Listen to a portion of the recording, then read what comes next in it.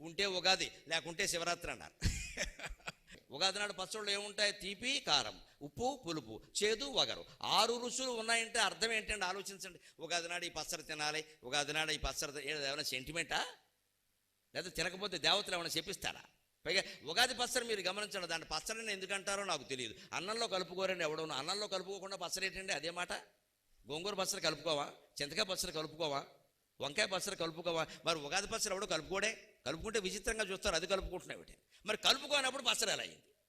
అదే ఆలోచించాలి. పరిశోధన అంటే అదే. అక్కడ సంస్కృతి బయటపడుతుంది. కలుపుకుందామా అంటే పచ్చడి కాదు, పచ్చడి అంటున్నారు, కలుపుకోవడానికి వీలు లేదు. పోనీ ప్రసాదం అంటే కళ్ళకద్దుకొని తినడానికి వీళ్ళ. ఉగాది నాడు ఎవడో కళ్ళకద్దుకోడు, మామూలుగా తింటాడు.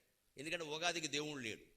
ఏ దేవుడి గుళ్ళోకైనా మీరు వెళ్ళొచ్చు. ఉగాదికి ప్రత్యేకంగా దేవుడు లేడు. శ్రీరామనవమికి దేవుడు వేరే, శివరాత్రికి దేవుడు వేరే, కృష్ణాష్టమికి దేవుడు వేరే, రథసప్తమికి దేవుడు వేరే. ఉగాదికి దేవుడు లేడండి, కాలమే దేవుడు.